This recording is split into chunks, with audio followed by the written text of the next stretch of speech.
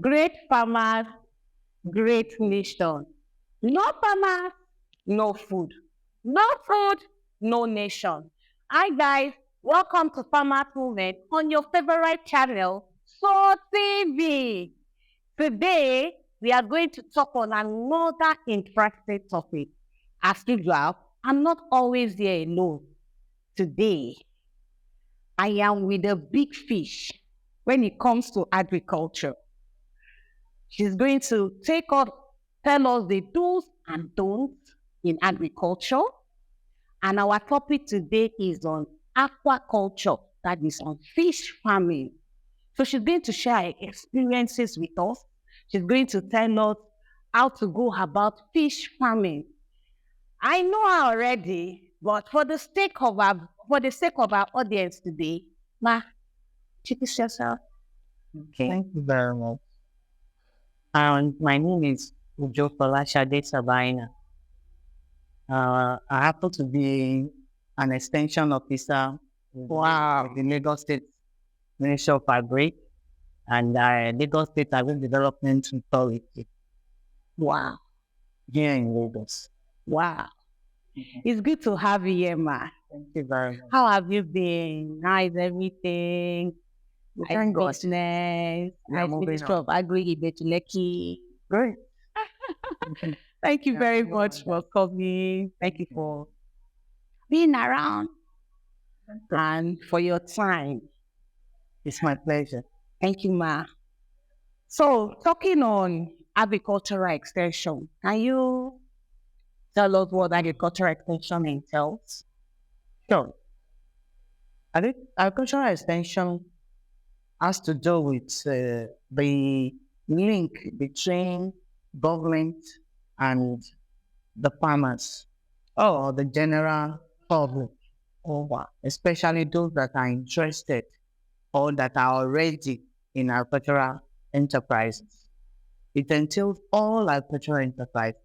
We are linked between the farmers and the government.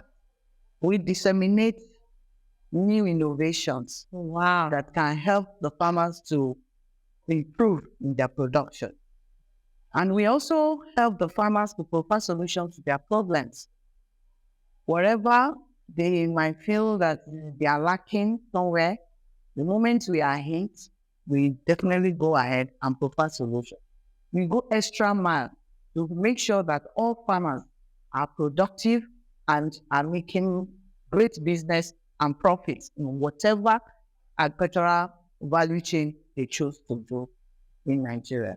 See, the way you were talking, my shoulder, I was just lifting my shoulder like this. That in Farmers Movement, we are covered. Right. Thank you very much, Ma. So today we are going straight to our topic, aquaculture, that's fishing business.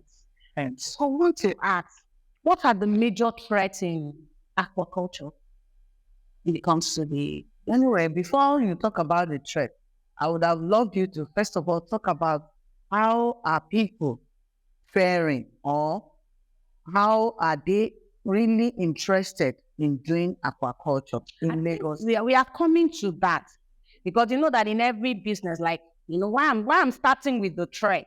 It's, we know that a lot of people are just scared. Some people that are already in our house, and then like, let me, you know, Nigeria and the way we be now. Like now, me, I don't do it with the way I do it with my own way. And now someone, Margaret, I want to do farm. Don't go.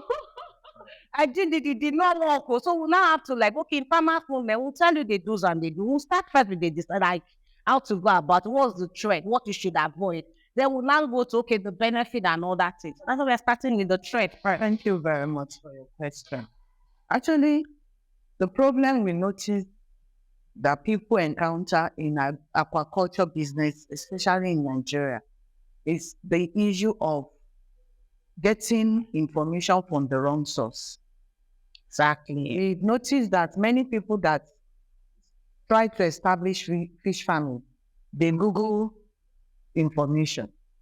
Some ask friends, and the friend they are asking does not even know much. Like what I said. It's just like a blind man reading a blind man. Both will definitely fall into it. That's why. But the fact is that if you really want to go into this business and you want it to be profitable, please go and get the right information from the right source. The right source. No extension officer is not well groomed to tell you what it entails to do this business and be profitable. I am a fish farmer myself. I've been doing it for the past 20 years. And I've never for one deviated. I'm in it and I'll continue to be in it. Wow. Okay, I think before I go to the next question, which is, this one is also very important, can you share your experiences with us? I know there would have been ups and downs. What has kept you going for the past 20 years? Thank you very much. Actually, I based my own aquaculture business on hatchery. Oh, okay. Aquaculture entails different facets. It now depends on the one you show much interest in. And I always advise people, be focused. Know the one you are really going for. Oh, wow. If you are into hatchery, know all what it entails to do hatchery. If you want to do grow out, know all the things that is involved to be a grow out farmer. And if you are a processor, because like I told you, it's a great value chain that has its own different aspects. Pick the one you want to really do and be good in it. If you do that, you will surely be successful. You cannot be jack of all trades. The master of none is what we actually advise people not to be. So just be focused. You want to get the one you are doing and pay much attention on it, you will be successful. Oh, wow. So now, can you just explain the different kinds of aquaculture farming? I don't like to them like, well, okay, that one actually what it tells today, and actually what it tells today. Okay. We have aquaculture business in culture fishery. We have artisanal fishery. Okay. And we have the processing, like I have mentioned. If you are into culture, the one you culture is this one we are keeping the fish. But if you are artisanal fishermen, they are the one that goes to the sea or the lagoon to fish. Yeah. You know, that one is when you just get there, you throw your net, whatever comes out is yours. But in the issue of culture fishing, you have opportunity to be very close to your fish. Yeah, fish. You observe them, you know the way they are moving, the way they are interacting, and you will surely know if they are responding to feeding or not. Oh. In hatchery, it involves getting the right broodstock. Okay, that's very important. Very, very important. But the broodstock, the management of the fish you hatch, the fish you spawn and hatch, the management is not something like the changing of water when you are doing grow out. All the overnight businesses we do in hatchery is not something that everybody can bear. We work in the middle of the night. We inject in the night. When the sun is high, we don't inject fish. You get the right broodstock. The broodstock weight. The broodstock must not be a family fish. What I mean by family fish is that if you are not careful, you will have inbreeding. If you are picking a broodstock from the fish that you hatch, the fish you hatch has now grown out to the extent that it has attained like 2 kilograms. You now went to buy such fish and you want to bring it back to your farm to hatch. Definitely it's going to be a failure. Oh, wow. That would be called inbreeding. And inbreeding in hatchery does not work. You cannot get anything tangible. It's just like human. You can't marry your sibling. Oh. So having broodstock from the same family source is inbreeding, and it will not be successful. Now we move to grow out. When you are doing grow out, make sure you get your fish, your seed, your baby fish from the right size for fingerlings or juveniles. Some people that can bear it go for fingerings, but it's not actually advisable. Risky. Surely very risky. In that stage, within 1 week or two, story can change. If you cannot manage it the way the hatcher manages it, definitely they will all die. But if you know how to really go into fingerlings production to the extent that you can now grow them out, you must definitely manage it the way the hatchery manages it. It's very technical. Very technical. You must be ready to change your water every day. Unlike in grow-out, you can change your water every other day, not once in a week. Not once in a week. Every other day. Don't forget, the water is their habitat. The water is their abode. That's where they eat, that's where they defecate. There's no way you can be expecting fish to eat inside the waste. That is the reason why you have to change your water at least every other day. Wow. But if you don't do that, it will affect the growth of the fish. Mind you, in grow-outs, when you want to feed the fish, you surely release the water before you feed them. When you release the water, you point in new water, that is when you will feed. But that's when you're doing like when you're doing concrete or taproot. Some people that are doing earthing nowadays. In earthing pond, you can even stay for 2 weeks. Okay. But we always advise earthing pond farmers to surely get a water source. Oh, wow. There's something we call flow through. As there is inlet, there is outlet. Wow. It will make it to look as if they are in their natural habitat. As the inlet is bringing water into the farm, all the waste products that they have put into that water, the outlet will release it. There is a way you construct your earthing pond in such a way that as the water is coming in, another one is going out, but your fish will not go out, and your pond will not be overflow. So is this flow-through system in earthing pond that also help the earthing pond to help the fish to grow fast? And it's more or less like natural habitat to them. You know, this catfish you are mentioning, they are mud water fish. Yeah. They adapt to any water system. I say they are very stubborn. They are rugged. And that is why it's so easy to live for them. Oh, wow. Or else you still go to the sea or lagoon to go and grow culture fishing. Interesting. What are the problems facing aquaculture in Nigeria? Thank you. Different problems with different stages. Generally, the cost of fish feed, the content of the fish feed, price of the fish, marketing. That is the major problem that fish farming is having in Nigeria. And when you talk about the feed, we know that like 90%, not 90%, 50% of the feed that the aquaculture farmer uses call it foreign feed, and they prefer the foreign feed. So what's wrong with we Nigerians producing our own feed? Is there any challenge? Because the cost of bringing, now we know that dollar is high. And now it has really affected other local farmers. They have to shut down their farm because they cannot afford foreign feed. So can't we produce our own good feed, like a quality feed like foreign feed? Sure, we can. Oh, wow. There's an alternative. There is alternative.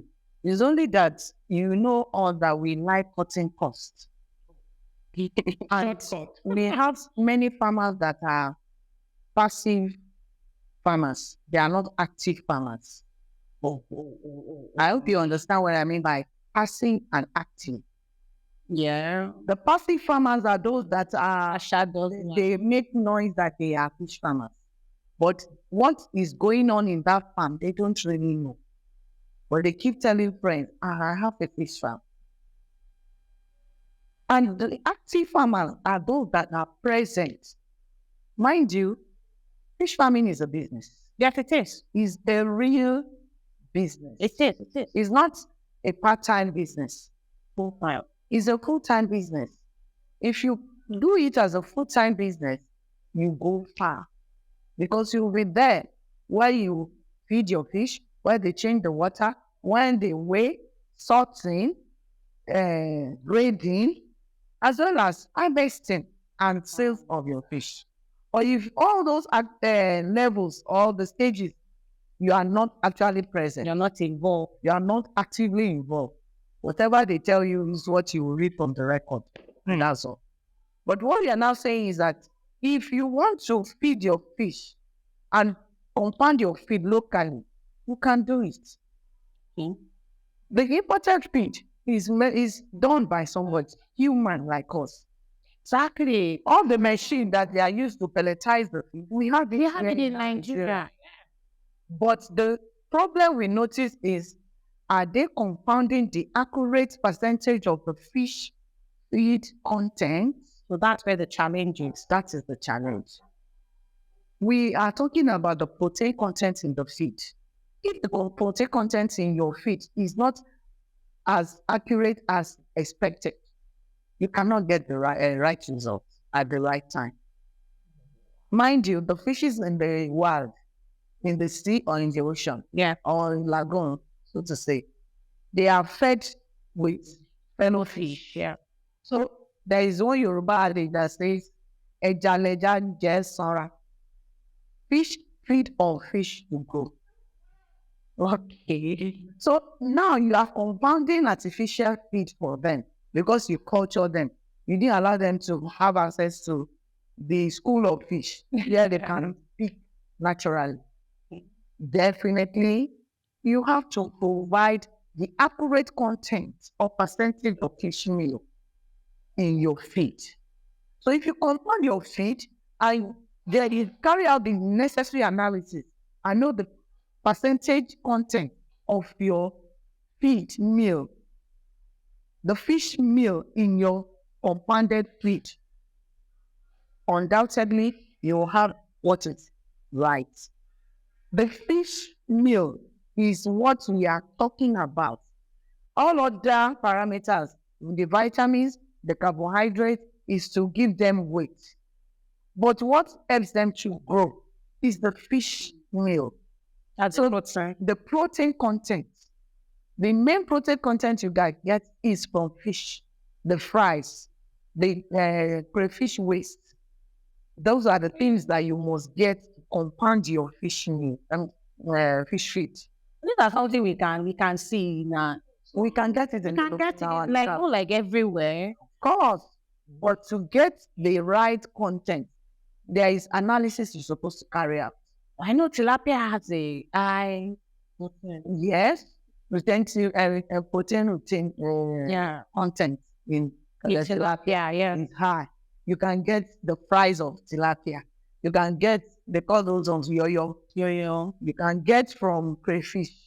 And those things are what we see everywhere. Especially in Lagos. Yeah. You have the water body that we can get tilapia. You can easily raise tilapia, right? Sure. It's not as tedious as even catfish. Is it? Tilapia is another aspect. So it has the same techniques as well. Okay. And that is a little bit complicated compared with catfish. Yes. But still, can do tilapia culture. We do combine, because that's combine aquaculture in aquaculture. Tilapia and catfish, you want them together. But that's for another. So what we have said so far, that the feed, the content, or the type of feed they are producing and importing to Nigeria can also be compounded here in Nigeria. We pelletize, we flow dry. Yes, floating feed. It's very, very easy. But the protein content is my concern. If you are not there when they are compounding your feed, they can manipulate some things. And if they manipulate, definitely you will not have what you are expecting. Wow. So what's the minimum amount that one can use to start a aquaculture business? Thank you very much. Very easy. Even with 50,000 naira, you can start aquaculture. With 50,000, I can start a aquaculture business. Yes. With 50,000 naira, you can start aquaculture. Just get like 100 pieces of standard juvenile. Juvenile, standard. Standard, not just juvenile, standard. Standard From a juvenile rightful source. from a reliable source. Those days, we used to get a juvenile for 30 naira, but because of the skyrocketing price of all commodities, Yeah. we noticed that the price of juvenile now is 50 naira 50 naira. from the hatchery. So if you get like 100 pieces or 200 pieces of fish feed and of fish seed, that's the juvenile, get bag of 2 because that juvenile will start eating 2 2 mm. I hope you remember that there are some lower sizes. Yeah, there's That is 1.5 for the- mm. for the hatchery. Yeah, that's Or as a grow out person, 100 pieces of catfish or 200 pieces of juvenile, you can start. so the 50,000 rand will take me from start to finish. If I'm doing table size, or do I need to top up money? Actually, with the price of feed, Because it okay, yeah. you know, it changes. You might buy the feed for a certain amount today. Before you get there tomorrow, they will increase it. So if you don't have much money and you want to have the experience, just get like 100 pieces of juvenile. Juveniles. Okay. Do that as a test run, as a a layman. Learn from what you are doing, and from there you can increase the quantity you collect. I know somebody will be asking me, like, say we should start with 50,000. I just get 100 pieces of juvenile, standard juvenile. So where will I put it? If I'm starting with, where will we put it?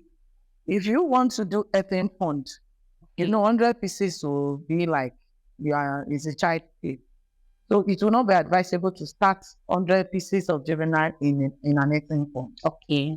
You can just get a small bar. Oh, wow. In your compound. Your children will even be glad to watch it. What is it? Fish swim. How you change the water, how you feed them, how you manage them, and the size will start changing. It marvels some people. Do that as a practical. Or if you know you are already going into the business, at least set aside nothing less than 100,000. But you are still starting with small number of fish. Oh, wow. Because when we are talking of at least 1,000 juvenile, before you finish feeding, rough estimates, they will eat nothing less than 750 naira before they attain a certain age. That's when you're doing table size, or when you are targeting a table size. You're targeting a table. For a fish, a standard juvenile fish, to grow to 1 kilogram, the fish will consume nothing less than 750 naira of the feed in his body before you can attain that weight.